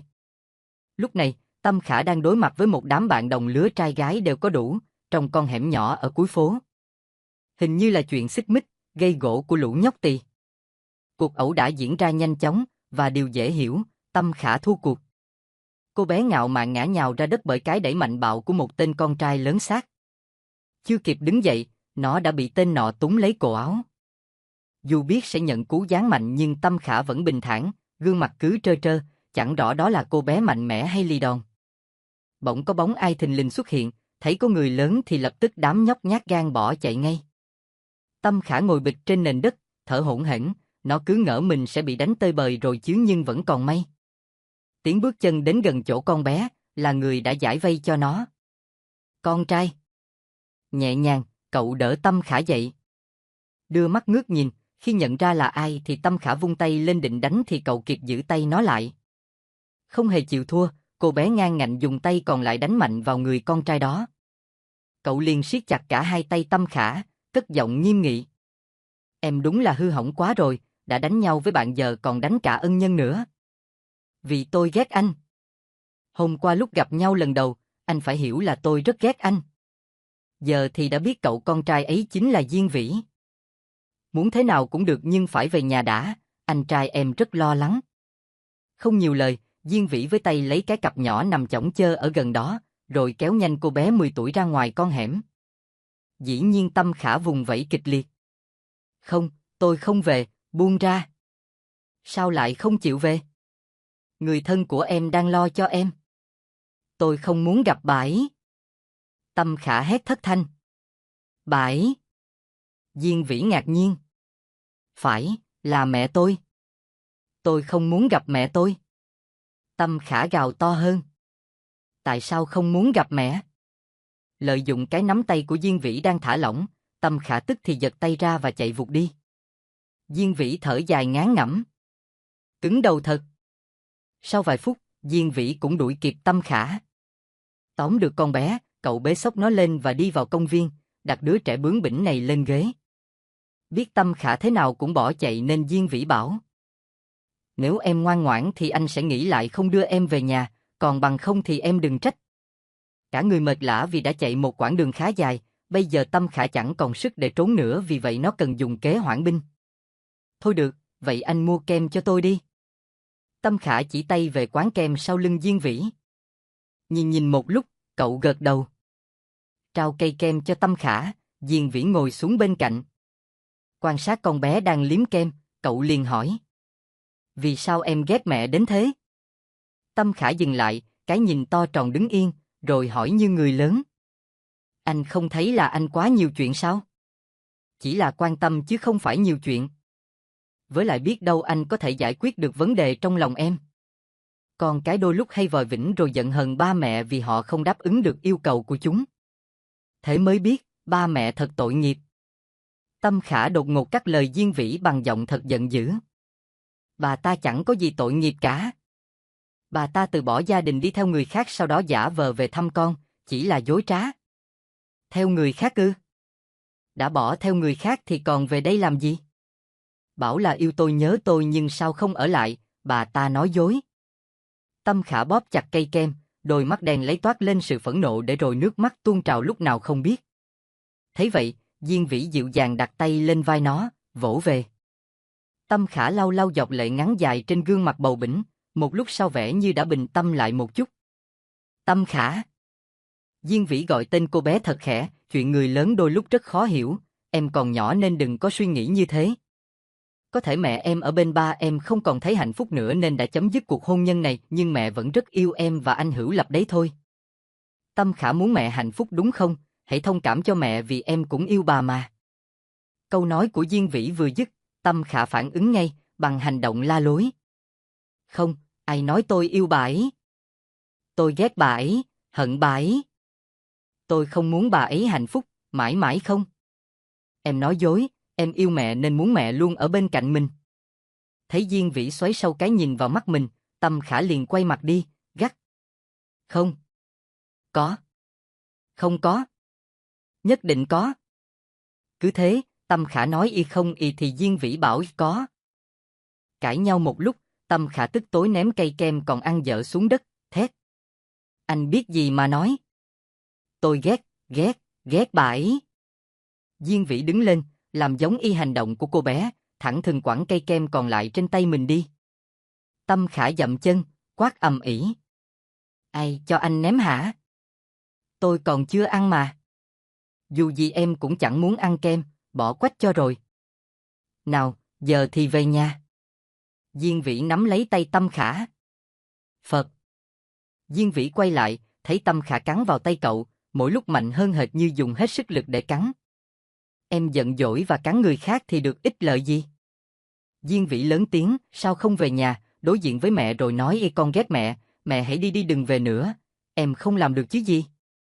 Vì sao yêu mà không dũng cảm đối mặt, yêu mẹ có gì là sai trái? Có biết ba mẹ và anh trai đang rất lo lắng không? Tâm Khả còn muốn bướng bỉnh đến khi nào nữa? Hàm răng non nớt kia tự dưng thôi cắn, dòng nước trong suốt bắt đầu ứa ra từ đôi mắt đang chớp của Tâm Khả. Nó lặng thinh, nấc khẽ. Diên Vĩ từ từ cúi xuống, lẳng lặng đưa tay lau những giọt lệ không ngừng chảy dài của cô bé. Về nhà gặp mẹ nhé. Em hãy thông cảm và yêu mẹ thật lòng, đừng sợ điều ấy. Yêu mẹ, yêu mọi người, anh tin em sẽ làm được vì Tâm Khả nghĩa là có trái tim. Cái nhìn của Tâm Khả tròn xoe, nó lại im lặng vì cảm nhận trong lòng có điều gì rất lạ dần dần nảy nở. Cô bé ngang bướng nhìn Diên Vĩ méo máu, lồng ngực thổn thức cùng tiếng khóc bật khẽ. Nó đã khóc, thật nức nở, đôi mắt nhắm chặt như cố rặn hết những dòng lệ mặn chát kia ra ngoài cho lòng nhẹ nhàng, thanh thản. Bướm báo thù, điệp tử. Chương 9, chân tướng. Mấy ngày này mẹ hay đến nhà thăm em. Lần trước, Em đã không nói gì với mẹ cả, và vẫn để mọi chuyện trở lại như cũ. Tâm Khả nhoẻn miệng cười, chân đung đưa trên ghế. Cô bé hớn hở nói về mối quan hệ đã trở nên tốt hơn giữa mẹ và mình trong một tuần qua. Ngồi bên cạnh, Diên Vĩ ân cần vỗ đầu cô bé, hài lòng. Em làm tốt lắm, cứ từ từ, rồi thời gian sẽ xóa dần đi mọi rào cản. Tâm Khả gật gật, có vẻ là sau buổi trưa hôm qua, nó đã thay đổi, ít ra thì không còn quá bướng bỉnh, cố chấp như trước. Đối diện, Điệp Tử chợt hỏi. Tâm Khả, hôm nay anh trai em sẽ không đến à? Lúc sáng anh Hữu Lập nói có việc quan trọng cần giải quyết nên không thể đến được, anh ấy gửi lời xin lỗi chị và anh Diên Vĩ. Chuyện có gì to tát đâu mà phải xin lỗi, chưa kể ở đây chắc gì có người thật lòng trong cậu ấy đến. Nghe Diên Vĩ bảo vẫn vơ còn mắt cứ nhìn lơ đễnh, Điệp Tử chỉ khoanh tay, chẳng nói gì. Nàng không muốn tranh cãi vớ vẩn với người hay gây phiền phức đó. Chợt Tâm Khả nhảy xuống ghế, nắm lấy tay Diên Vĩ. Chúng ta chơi cái gì cho đỡ buồn đi. Mỉm cười chiều lòng Tâm Khả, cậu bé 16 tuổi đứng dậy. Hai anh em rời chỗ ngồi, miệng không ngừng tứ tiết bàn về kế hoạch vui chơi hôm nay. Lúc nào cũng thản nhiên. Điệp Tử dõi mắt theo Diên Vĩ, buông một câu ngắn ngủi. Rồi nàng nghĩ đến Hữu Lập. Có chắc chàng trai đó không? Hữu Lập hỏi vệ sĩ đi theo, mắt thì nhìn đăm đăm một chàng trai trẻ ngồi ăn vội bữa trưa ở phía xa xa, ngay gần công trường xây dựng. Dạ thưa cậu chủ, chính là anh ta. Được rồi, làm rất tốt, các anh ở đây đợi, tôi đến đấy một lúc sẽ quay lại.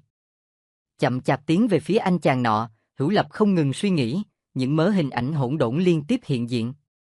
Cho đến khi đã đứng ngay trước mặt anh ta, Hữu Lập mới dừng lại. Chàng trai kia thấy có người đi tới liền ngước lên, ngạc nhiên bởi thấy một cậu bé ăn mặc sang trọng, đoán chừng cũng là cậu chủ nhà giàu có. Cậu là? Biết anh ta hỏi gì nhưng Hữu Lập đáp lời bằng một câu hỏi khác. Anh là Vĩ. Vậy người Hữu Lập tìm kiếm lại chính là Vĩ, chàng trai có cô em gái Hương, vừa chết cách đây 1 tháng. Vào buổi chiều hôm ấy, chiếc xe hơi màu đen đỗ ịt trước công viên. Hữu Lập mở cửa, bước ra ngoài. Cậu đảo mắt khắp lượt rồi thấy cách chỗ cậu đứng không xa, Tâm Khả và Diên Vĩ đang chơi đuổi bắt rất vui. Hữu Lập cười, mừng vì em gái cũng đã hòa hợp, có bạn mới. Tiếp đến, nụ cười tắt hẳn khi cậu chuyển cái nhìn sang Điệp Tử ngồi lặng lẽ trên ghế, cô chị gái đó chẳng bao giờ cười, cứ trầm ngâm như buồn nhớ điều gì. Nhìn Điệp Tử, Hữu Lập nhớ lại cuộc trò chuyện sáng nay với Vĩ. Vĩ bất ngờ khi nghe Hữu Lập giới thiệu về bản thân. Thế cậu là con trai của vị giám đốc đã thuê tôi 3 năm trước.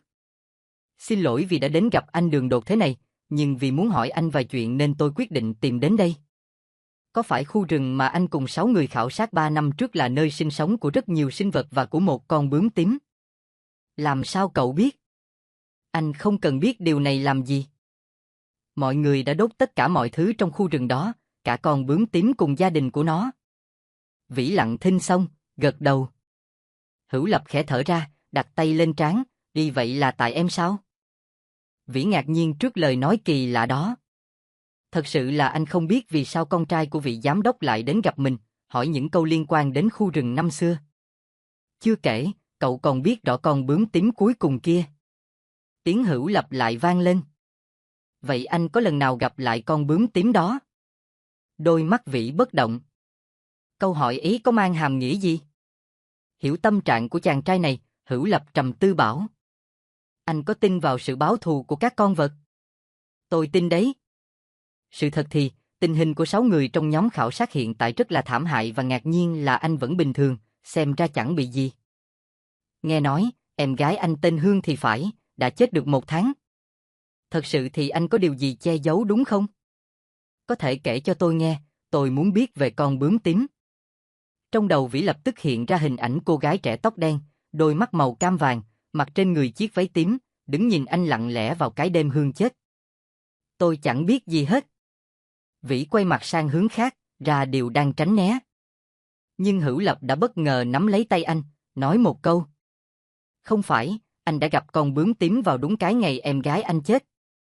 Đôi mắt Vĩ lần nữa ánh lên vẻ sửng sốt. Rốt cuộc, cậu bé đang đứng trước mặt anh là người như thế nào vậy? Anh hai.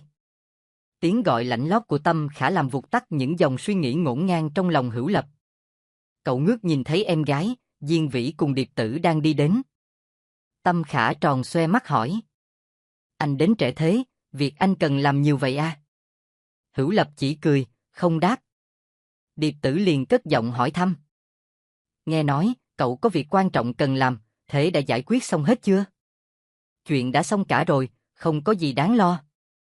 Hữu Lập đưa mắt qua em gái, bảo Tâm Khả, cũng đã muộn phải về nhà thôi, mau chào chị Điệp Tử và anh Diên Vĩ. Cho em chơi tí nữa đi. Tâm Khả yếu xìu. Không được, ba dặn hai anh em phải về nhà trước 5 giờ chiều. Đừng ham vui quá, ngày mai lại chơi tiếp. Hữu Lập nhìn qua hai người bạn, tiếc thật, đến lúc chúng tớ về nhà rồi, hẹn hai người hôm khác nhé. Đúng là đã trễ rồi. Tâm Khả, về nhà ngoan nhé. Diên Vĩ dặn dò cô bé bướng bỉnh. Tâm Khả đáp dạ nhỏ xíu, trông vẻ mặt rầu rĩ thật buồn cười. Điệp Tử trao bong bóng cho Hữu Lập. Bóng của Tâm Khả, cậu hãy cầm. Hữu Lập mỉm cười đưa tay đón lấy. Khi đó, vô tình tay cậu chạm vào tay Điệp Tử. Diên Vĩ lẫn Điệp Tử ngạc nhiên bởi Hữu Lập tự dưng đứng bất động, có chút lặng đi. Ánh mắt trống rỗng, nhưng vẫn thấy được nỗi buồn phảng phất. Vậy ra, có làm thế nào cũng vẫn không đủ. Hữu Lập đã buộc miệng nói một lời vô cùng khó hiểu. Cậu không khỏe sao? Điệp Tử quan sát nét mặt bất thường của cậu bé. Thôi, chúng em về đây. Tâm Khả, lên xe đi chứ. Hữu Lập đẩy nhẹ em gái về phía chiếc xe hơi đang đổ. Diên Vĩ và nàng bướm tím nhìn nhau, cảm giác nãy giờ Hữu Lập rất khác lạ. Tâm Khả leo lên xe trước, lúc chuẩn bị vào xe thì Hữu Lập xoay lại, hướng mắt về phía Điệp Tử, nở nụ cười tươi. Tạm biệt chị, Điệp Tử. Rất nhanh sau đó, Hữu Lập cũng lên xe. Chỉ vài giây là chiếc xe màu đen đã nhanh chóng chạy ra con đường lớn, mất hút trong dòng xe cộ ngược xuôi. Diên Vĩ dõi mắt nhìn theo, không rõ lý do nhưng tâm trạng thấy bất ổn, lời chào tạm biệt cùng nụ cười khi nãy của Hữu Lập thấp thoáng điều gì mơ hồ. Đứng bên cạnh, Điệp Tử cũng giống cậu, mắt vẫn chưa rời bóng dáng khuất dần của chiếc xe hơi. Bàn tay siết chặt, đôi mắt cam vàng không chớp, trong đầu nàng có một dòng suy nghĩ dần hình thành. Chẳng ngờ được, từ buổi chiều hôm đó, cách 2 ngày sau, một chuyện khủng khiếp đã xảy ra, báo chí đưa tin con trai của giám đốc Thọ, là Hữu Lập, bị bắt cóc. Đến giờ gia đình vẫn chưa nhận được bất kỳ cuộc gọi nào từ phía bọn bất lương kia. Sự việc này có liên quan đến Điệp Tử. Còn Diên Vĩ, vì mãi lo tìm hiểu vài chuyện nên không hề hay biết gì. Đêm tối, tại một ngôi nhà một tầng, Điệp Tử đang ngồi trên ghế với vẻ trầm ngâm thì Mạnh Khôi đến gần đặt tách trà lên bàn. Em bận tâm về chuyện gì sao, có cần anh giúp? Không sao, nhưng khuya như vậy mà anh hẹn em đến đây là vì? Do em bảo ngày mai phải đi khỏi đây, có thể chúng ta sẽ không được gặp lại nữa. Tuy chưa là gì với nhau nhưng anh rất quý mến em, vì vậy tối nay anh muốn cùng em trò chuyện vui vẻ xem như là tiệc chia tay. Mạnh Khôi nói một hơi dài. Nhưng chỉ được đến nửa đêm thôi vì trước khi đi em còn có việc phải làm. Ok, vậy là đủ rồi. Anh ra đầu phố mua thức ăn khuya về, sau đó chúng ta vừa ăn vừa trò chuyện. Em cứ tự nhiên, bố mẹ và hai cô em gái của anh không ở nhà. Mạnh Khôi nhìn cô gái, cười cười rồi nhanh chóng ra khỏi nhà. Còn lại một mình, Điệp Tử ngã người ra sau thành ghế, thở dài. Chỉ cần làm nốt việc này thì mình có thể rời khỏi thế giới con người. Nhưng tiếp theo mình sẽ làm gì, mình đã không nghĩ đến điều ấy. Thôi chẳng cần phải nghĩ ngợi nhiều, điều quan trọng là mình đã báo thù cho gia đình xong. Đang nhắm mắt bình yên thì chợt tiếng con mèo vang lên khiến Điệp Tử sực tỉnh. Nhổm người dậy, nàng thấy chú mèo đen, hẳn là vật nuôi trong nhà Mạnh Khôi, dương mắt nhìn về phía nàng. Cái nhìn của nó khiến nàng cảm giác kỳ lạ. Rồi con vật 4 chân chạy vụt vào bên trong. Thoáng nghĩ ngợi, nàng đứng lên, đi theo nó. Hành lang tối om, chẳng thấy gì, vẻ như Điệp Tử đã mất dấu chú mèo. Nàng dừng bước, đảo mắt nhìn quanh cốt tìm con vật lông đen nhưng chẳng thấy tăm hơi nó đâu. Chợt, cái nhìn của nàng bướm tím ngừng lại nơi ánh sáng mờ mờ tỏa ra từ căn phòng cuối cùng của dãy hành lang tràn ngập màu đen. Khá tò mò, Điệp Tử từ từ tiến lại gần, đi vào bên trong. Dẫu biết làm thế này là bất lịch sự nhưng quả thật thì cánh cửa mở hé của phòng trông như điều gì rất bí ẩn khiến người khác phải tìm hiểu. Trong phòng khá tối, chẳng đèn đuốc ngoài những cây nến cháy gần tàn. Nơi đây là gì nhỉ, sao không được sáng sủa? Điệp Tử tự hỏi và cái màn đen đó khiến nàng chẳng rõ được hình dáng hoặc cách bố trí phòng ra sao. Nàng tiện tay cầm lấy một cây nến ở gần, soi rọi chút ánh sáng leo lét lên xung quanh. Lia nến đến đâu thì vùng tối ở đấy được mở ra, sáng hơi chút. Điệp Tử không khỏi ngạc nhiên khi ngay góc phòng bên trái xuất hiện cây thánh giá gỗ khá lớn. Thứ này dùng làm gì, sao lại để một vật như thế ở trong nhà? Với câu hỏi đó, Điệp Tử bắt đầu thấy khó hiểu về anh chàng tên Mạnh Khôi. Chưa hết, lúc Điệp Tử soi ánh lửa lên bức vách phía sau cây thánh giá gỗ thì đôi mắt nàng mở to, có chút sửng sốt bởi một tấm hình dần hiện ra trong khung cảnh nửa sáng nửa tối, hình cô gái trẻ mặc chiếc váy hồng. Cô gái mà Điệp Tử đã nhập hồn vào. Đúng, chính là gương mặt này, gương mặt mà Điệp Tử đang mang. Đó là cô gái xinh đẹp bị tông chết trên đường. Chuyện gì vậy? Mạnh Khôi quen biết cô gái ấy ư? Nếu thế thì Mạnh Khôi phải nhận ra mình với cô gái ấy rất giống nhau. Nhưng vì sao Mạnh Khôi chẳng bao giờ đề cập đến vấn đề này? Có điều gì uẩn khúc chăng? Bao nhiêu suy nghĩ cứ lởn vởn trong đầu Điệp Tử, tất cả đều hỗn độn. Còn chăm chú nhìn bức hình cô gái mặc váy hồng mỉm cười thì tự dưng Điệp Tử chuyển ánh mắt sang những tấm hình kế bên. Thật bất ngờ, đó là hình Điệp Tử. Toàn bộ đều là hình chụp nàng từ đủ mọi góc cạnh, nghiêng, thẳng, chéo, sau lưng, trước mặt và điều bàng hoàng là các hình đều bị gạch chéo bằng mực đỏ như máu cùng một chữ in đậm, giết. Bối rối lẫn choáng váng, Điệp Tử ngã ra sau, tựa lưng vào cây thánh giá gỗ. Cảm giác có vật gì cuộn ở sau tóc, nàng quay lại, phía trên đỉnh thân gỗ sơn mài, bức ảnh chụp nàng phóng lớn và được ghim bởi con dao rọc giấy. Sự bần thần chưa kịp hình thành thì có tiếng động nhỏ vang lên bên cạnh, Điệp Tử xoay qua, thứ dung dịch nào đó đã hất vào người nàng.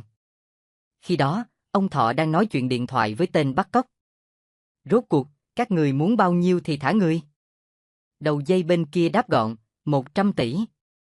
Nếu ngài muốn gặp lại con trai yêu quý, thì số tiền đó không lớn đâu. Khi nào chịu trao tiền thì đến sân ga lúc nửa đêm. Nói trước, ngài mà báo cảnh sát thì ngài hiểu hậu quả rồi đấy. Tên bắt cóc cúp máy, ông Thọ giận dữ ném chiếc điện thoại. Khốn nạn! Thế nào, có dò la được vị trí của chúng? Rất tiếc, chúng dùng điện thoại công cộng, mã số vùng cũng rất lạ nên khó tìm ra chỗ của chúng. Cảnh sát trầm tư. Vậy là tôi phải gặp chúng để giao tiền. Ông Thọ bóp trán, mệt mỏi. Chúng tôi sẽ mai phục ở gần địa điểm giao tiền và cứu con trai ông. Trong khi ông Thọ và cảnh sát bàn tính kế hoạch giải cứu con tin thì bên ngoài cổng biệt thự, Tâm Khả khóc thút thít. Anh Hữu Lập bị bắt cóc rồi. Em sợ lắm. Đối diện là Diên Vĩ. Sau vài ngày biệt tâm, hôm nay cậu trở về và được tin Hữu Lập bị bắt cóc. Siết chặt tay, Diên Vĩ dễ dàng đoán ra, sự việc này là do Điệp Tử. Em yên tâm, anh sẽ đi cứu anh trai của em. Cất tiếng vỗ về cô bé, Diên Vĩ toan chạy đi thì Tâm Khả nức nở gọi theo. Anh Diên Vĩ, có cái này anh Hữu Lập muốn trao cho chị Điệp Tử. Bướm báo thù, Điệp Tử. Chương 10, Sứ mệnh. Điệp Tử từ từ mở mắt ra, cảm giác cơ thể rã rời. Nàng khẽ cử động nhưng không được vì tay chân đang bị trói trên cây thánh giá. Có bóng người xuất hiện.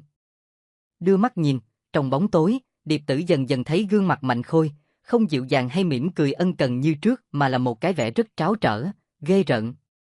Thế nào, cảm giác ra sao khi bị như vậy? Im lặng vài giây trước câu hỏi của Mạnh Khôi, rồi Điệp Tử cất tiếng, yếu ớt. Ta chỉ thấy giận mình vì đã quen biết ngươi lại còn làm bạn và quý mến nữa chứ. Xem ra, ngươi rất hận ta. Mạnh Khôi cười cười, vỗ tay với dáng vẻ mang trá vô cùng. Ừ, đoán đúng rồi, thật tuyệt.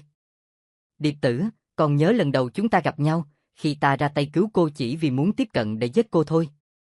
Cô có gương mặt rất giống một người con gái ta yêu, chắc cô cũng biết cô ấy, ta đã rất bất ngờ khi thấy cô vào cái đêm đó.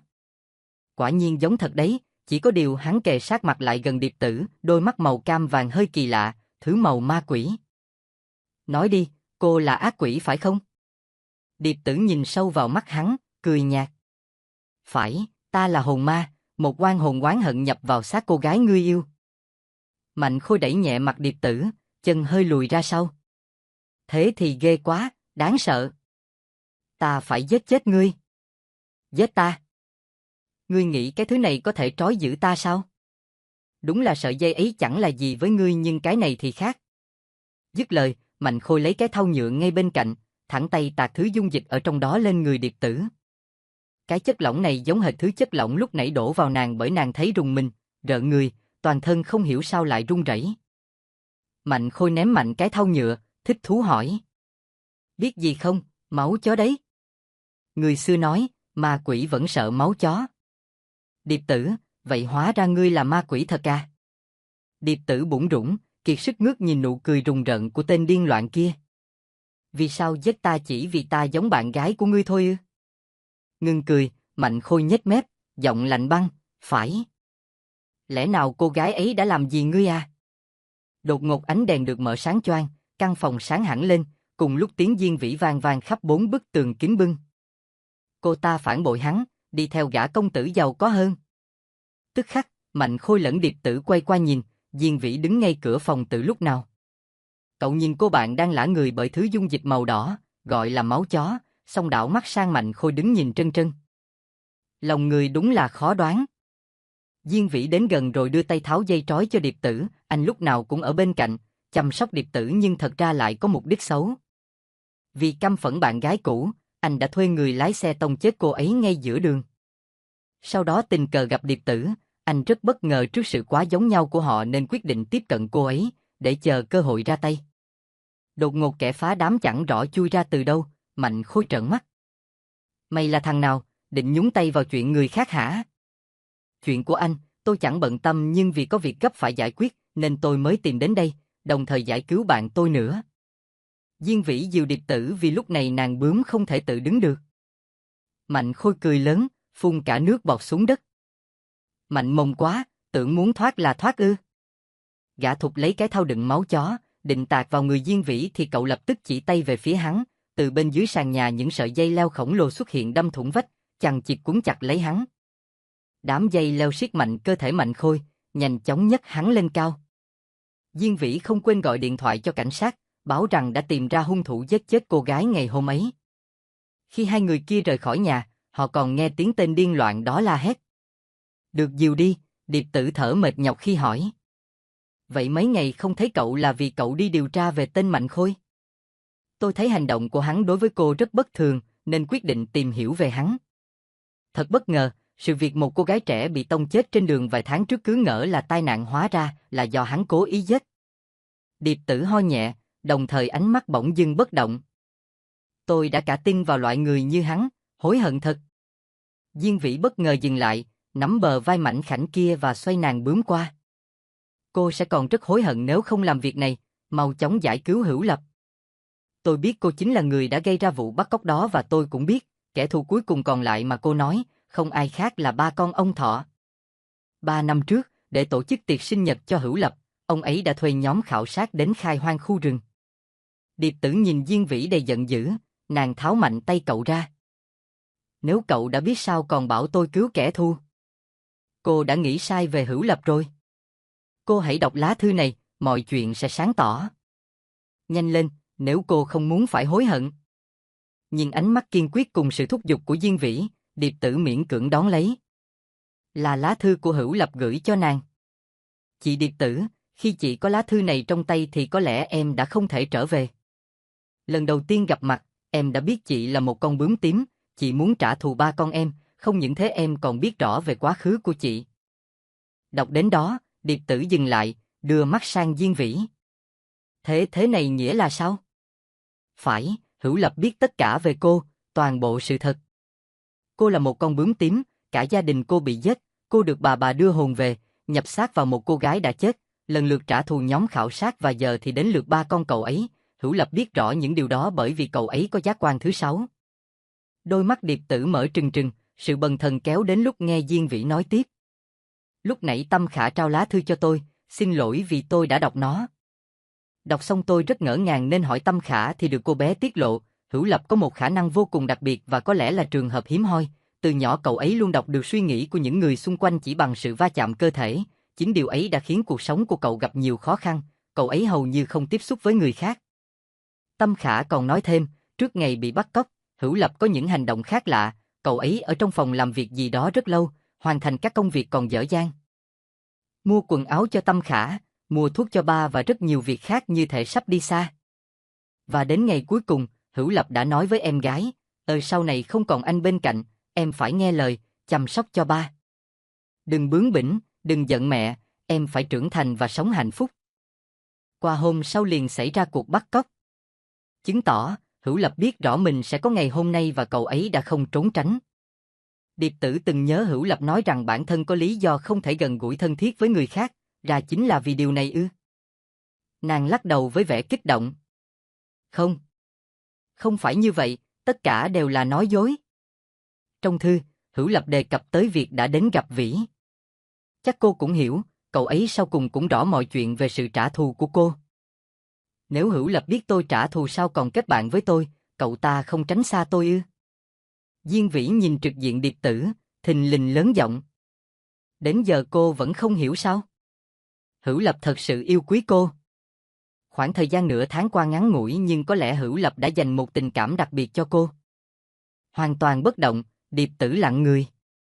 Phải rồi, chiều hôm đó khi hai người nói chuyện với nhau, rõ ràng nàng cảm nhận tình cảm Hữu Lập dành cho mình không đơn thuần chỉ là tình bạn. Ánh mắt đảo nhanh như nhớ ra một điều, nàng bỗng chạy vụt đi, tức thì Diên Vĩ đuổi theo. Cả hai chạy đến sân ga, điểm hẹn của bọn bắt cóc và gia đình ông Thọ. Trong cuộc chạy hối hả, thời gian như ngưng động. Khi cả hai vừa lên ngọn đồi phía sau sân ga, đưa mắt tìm kiếm thì đoàn, tiếng súng nổ vang lên phá tan bầu không khí tĩnh lặng nửa đêm. Hốt hoảng, Điệp Tử lao đến vách đồi, nhìn xuống. Trái tim nàng bướm muốn ngừng đập khi hình ảnh Hữu Lập ở phía xa, tay bị trói, ngã xuống đất cùng dòng máu chảy dài trước trán. Ông Thọ, Tâm Khả cùng những người cảnh sát tức tốc chạy đến. Ông Thọ đỡ lấy Hữu Lập, giờ đây chỉ còn là cái xác lạnh ngắt, ông gào thét. Tiếp đến, tiếng khóc của Tâm Khả đứt toạc, tức tưởi. Họ đau đớn cùng cực. Trên đồi, Diên Vĩ bàng hoàng. Sao bọn bắt cóc lại ra tay giết Hữu Lập? Chẳng phải chỉ cần nhận tiền. Bọn chúng là những kẻ giết thuê. Chính tôi đã đưa tiền và yêu cầu chúng dàn dựng một cuộc bắt cóc, khi ông Thọ đến giao tiền chuộc thì hãy giết chết Hữu Lập. Điệp Tử khuỵu chân, chưa bao giờ lòng ngực nàng lại đau đớn đến vậy, cảm tưởng như ai đó đang cào xé. Đau, rất đau. Tại sao? Tại sao cậu ta khờ dại như thế? Đã biết tôi muốn trả thù thì vì sao còn? Sống mũi Điệp Tử cay xè, giọng nghẹn ngào đứt quãng. Vì Hữu Lập hiểu, cho dù có làm gì đi nữa cũng không xoa dịu được ý muốn trả thù của cô. Cậu ấy càng không thể nhìn cảnh cô làm hại tới ba mẹ hay em gái mình, nên đã quyết định để bản thân đứng ra trả món nợ này. Diên Vĩ nhẹ nhàng lấy ra một chiếc hộp, cái này, Hữu Lập tặng cô. Điệp Tử quay qua, đôi bàn tay run run đón lấy. Chậm rãi mở nắp hộp, đôi mắt màu cam vàng ngỡ ngàng, dù đã cố ngăn nhưng những dòng lệ bỗng chốc tuôn trào. Lần đầu tiên, Điệp Tử mới biết, khóc là như thế nào. Đó là lúc bị tổn thương, là khi hối hận vô vàn. Là lúc quý mến một người nhưng người đó lại muốn giết ta. Và đó cũng là lúc ta nhẫn tâm giết chết người thật lòng yêu thương mình. Mưa lại rơi. Lất phất. Lạnh giá. Nhói buốt. Tất cả nghẹn ngào khi Điệp Tử lấy ra từng con hạt giấy được xếp rất tỉ mỉ và đẹp đẽ. Bên dưới những chú hạt giấy là dòng chữ tặng chị Điệp Tử. Mảnh giấy gấp tư, dòng chữ với nét mực nhòe đi bởi nước mưa cùng lệ đắng. Em sẽ xếp 1000 con hạt giấy với tất cả tấm lòng. Em không trách chị, chỉ mong hạt giấy sẽ mang lại ước mơ cho chị. Hãy hạnh phúc nhé. Em thích chị. Dưới cơn mưa lạnh lẽo, Điệp Tử lặng lẽ, câm nín. Lẫn trong gió lớn, tiếng gào thét của ông Thọ lẫn tiếng khóc của Tâm Khả vẫn còn. Bấy giờ, Diên Vĩ mới bảo. Điệp Tử, trả thù chẳng mang lại điều gì tốt đẹp, những người thân của cô đã chuyển kiếp, chỉ còn cô thôi. Hãy làm lại từ đầu. Điệp Tử cất vội những con hạt giấy vào chiếc hộp như sợ nước mưa sẽ làm ướt chúng, tiếp theo ngước nhìn lên, nước mưa làm mờ đi đôi mắt đang đẫm lệ. Diên Vĩ, thật ra cậu là ai? Im lặng. Rất nhanh sau đó, giọng Diên Vĩ thì thầm. Tôi chính là cậu bé Hoa Diên Vĩ mà 3 năm trước cô đã nuốt tôi vào bụng. Diên Vĩ đưa bàn tay đeo chuỗi hạt lên, giúp cô làm lại từ đầu là sứ mệnh của tôi. Ánh mắt Điệp Tử tròn xoe không chớp, chợt nhiên thấy cay rát. Cậu bé Hoa mới nở 3 năm trước, vốn là một bông hoa Diên Vĩ màu xanh đẹp đẽ, tinh khôi. Cuộc đời cậu vốn dĩ sẽ còn dài, Nhưng nào ngờ, con người hay bất kỳ sinh vật nào cũng có lúc rơi vào đau khổ, tuyệt vọng. Khi phải đối diện với bi kịch, có kẻ lựa chọn sự trả thù tàn khốc, thế nhưng ngược lại, có những người lại lựa chọn tha thứ để tiếp tục hướng về phía trước đón lấy hy vọng. Lần cuối, trước khi linh hồn tan biến, Điệp Tử đã mỉm cười, nụ cười ẩn hiện trong màn mưa sao trong cay đắng. Khẽ đưa mắt nhìn xuống, nàng muốn nhìn thấy gương mặt Hữu Lập một lần nữa. Từ từ, Điệp Tử nhắm mắt lại, vài giây rất ngắn ngủi, thân hình người con gái ngã xuống. Bây giờ, đó chỉ còn là cái xác cô người yêu của Mạnh Khôi. Diên Vĩ ngẩng lên nhìn trời, mưa tuôn xối xả như tát vào mặt. Sợi dây chuỗi hạt trên tay cậu đứt, những hột đen và trắng rơi vung vãi xuống nền cỏ xanh mướt, bình yên. Diên Vĩ nói khẽ, Điệp Tử đã về trời. Tiếng chuông tan học tại một ngôi trường cấp 3 vang lên vào buổi chiều, học sinh ùa ra như ong vỡ tổ. Đám học trò ra về tíu tít, nói chuyện rôm rả. Một cô bé 18 tuổi có gương mặt xinh xắn đang lững thững bước ra khỏi cổng trường, buổi học hôm nay cũng như mọi ngày, thật chán phèo. Bỗng, cô nữ sinh hướng mắt về phía trước, trong làn hoa bay xòa thưa thớt, khuôn mặt thân quen của một người con trai dần dần xuất hiện. Cậu trạc đôi mươi, nét đẹp thanh tú như bông hoa mới nở. Đôi mắt cô nữ sinh tròn to bất ngờ, liền thốt lên. Diên Vĩ! Anh Diên Vĩ! Diên Vĩ nở nụ cười, mái tóc đen năm nào lại bồng bềnh trải dài trong gió. Tâm Khả! Đứng lặng trong vài giây, Tâm Khả tự dưng méo máu và nói khẽ. Đồ đáng ghét! Rồi nhanh như chớp, vứt cả chiếc cặp trên tay xuống đất, bỗng dáng Tâm Khả chạy đến ôm vồ lấy Diên Vĩ. Anh đã bỏ đi đâu vậy hả? Em chờ anh lâu lắm có biết không? Là 8 năm đấy. Tâm Khả trách móc trong tiếng khóc, vòng tay vẫn giữ chặt cổ chàng trai những tưởng sẽ không trở về nữa. Diên Vĩ cười cười, ôm cô bé bướng bỉnh, giọng ấm áp. Thì giờ anh đã về rồi. Nghe thế, Tâm Khả càng khóc lớn hơn, 18 tuổi mà vẫn cứ nhõng nhẽo. Sau cùng, người con trai đó cũng trở về gặp cô chủ nhỏ ương bướng. Qua 8 năm cố gắng, Diên Vĩ đến giờ cũng đã hóa kiếp thành người. Ở đâu đó xa xôi, trên cánh đồng vắng, một cô bé đang đứng khóc rất thảm thiết. Này bé, sao em lại khóc? Giọng nói dịu dàng của ai vang lên. Cô bé ngẩng mặt nhìn, trong làn nước mắt, mới thấy một cô gái trẻ mặc chiếc váy màu tím, mái tóc dài đen mượt thả bay theo gió, đặc biệt là đôi mắt màu cam vàng đang hướng về mình cùng nụ cười thân thiện. Cô rất đẹp. Chị là ai? Em cứ gọi chị là Điệp Tử. Nào, bây giờ nói chị nghe vì sao em khóc. Bà em mất rồi. Vậy em có muốn gặp bà không? Muốn nhưng bằng cách nào hả chị? Em hãy cầm lấy cái này. Điệp Tử trao cho nó một con hạt giấy, về nhà, em viết tên bà em vào con hạt giấy này, sau đó treo lên cửa sổ và chờ đợi cơn gió đi qua. Khi con hạt rung thì em sẽ được gặp bà, tin chị nhé. Đứa bé đón lấy, lau khô nước mắt, cười tươi, cảm ơn chị. Nó liền chạy đi cùng niềm vui ngập tràn. Dõi theo bóng dáng nhỏ bé, Điệp Tử mỉm cười thanh thản. Khẽ khàng, Điệp Tử nhìn xuống cổ tay, nơi buộc sợi chỉ đỏ và treo lủng lẳng con hạt giấy và trên cánh để lộ dòng chữ, là tên một người, về Hữu Lập. Gió chợt nổi, thổi tràn cả cánh đồng vắng úa tàn bùi hoàng hôn, vì thế con hạt đã rung lên, thật nhẹ. Cậu lại về thăm tôi phải không, Hữu Lập? Điệp Tử ngước nhìn bầu trời trong veo, không một gợn mây. Bóng dáng nàng mất dần, hòa lẫn vào cánh đồng cao ngất. Yên bình. Sứ mệnh của bướm chính là mang linh hồn người chết về bên cạnh những người thân yêu của họ. Võ Anh Thơ. Sài Gòn ngày 18 tháng 11 năm 2011.